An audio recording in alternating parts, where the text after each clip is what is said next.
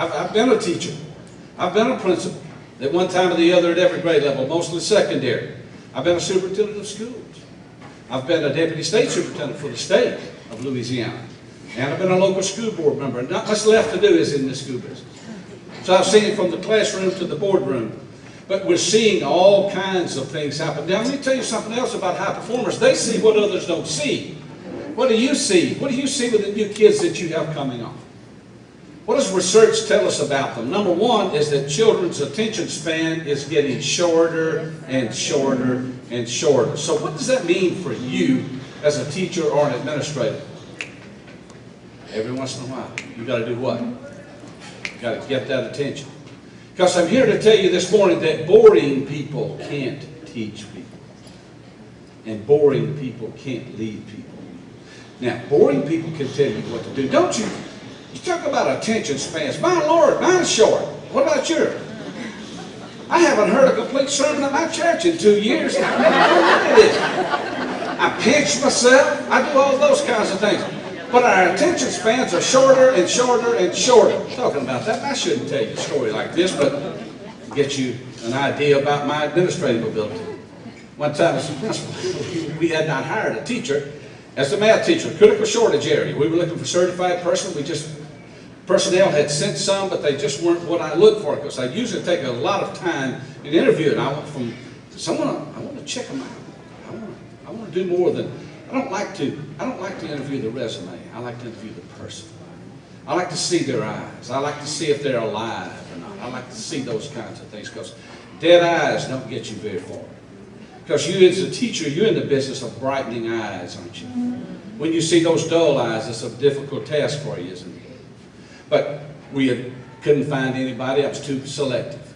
Well, but what happened to me was this time of the year started creeping up, and we didn't have about 3 or 4 days left before this day, the opening of school. I had not hired anybody, and I got antsy. Well, that was error number one. So I wanted to hire somebody quick. Personnel called and said, look, found the perfect person for you. We think the person has never taught before, made straight A's in college, and properly certified. I said, send him down. Talked to him. I had him hired before I ever saw him. I wanted to fill the position, and this is absolutely a true story. So he comes on. Next thing you know, he's hired. School's going on. About 3 weeks after school started, I was standing in the hall one day. One of my assistants was walking through, and he said, I've been meaning to ask you, have you gotten any disciplinary referrals from Stephen's room? I said, no. I said, what about you? Because he dealt mostly. He said, not a one. He said, I tell you what, you've done a wonderful job here. He said, because I know some of the students he has in his classes, some of them are tough. I can't believe he has not sent any to the office, because he's a new teacher. He said he's kind of mild. And I said, not a one. He said, well, you did a good job of selecting him. I said, thank you. He said, I'm serious. Now, you really did a good job. I said, thank you. I tried to. Oh, I was feeling so good. About 2 days later, ironically, here comes 2 or 3 guys walking down the hall. Classes were changing. As they got near me, one of them looked over and he said, Dr. Lee, have you been down to room 10?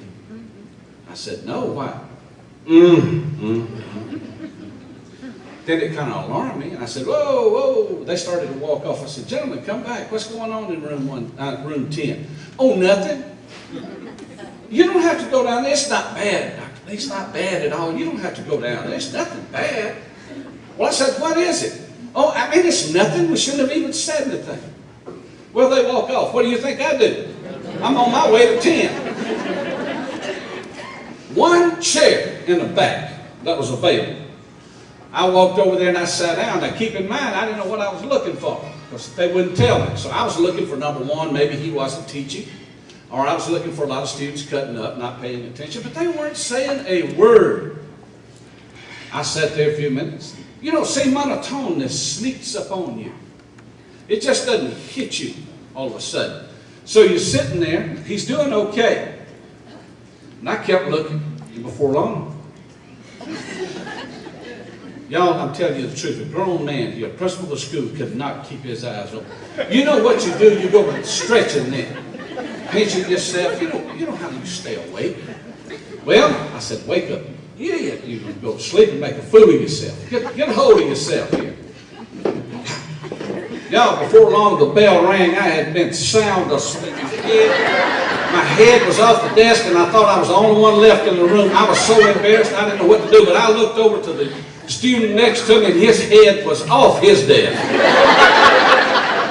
When my eyes met his, he said, "It's tough, man." I said, "No, son, I'm sick. I'm on medication." He said, "Don't worry about it, Doc. We do it every day." Oh man, I want to run around to those students. "Darling, come back tomorrow. Please come back. You come back, please. Come back tomorrow." You know, they couldn't go home excited. Dear Lord, I would have cut my wrist if I had to go back in there every single day. But we expect to suffer little children. Let them go on and tough it out. He's working at the credit bureau at Sears now, but he did a good job. We just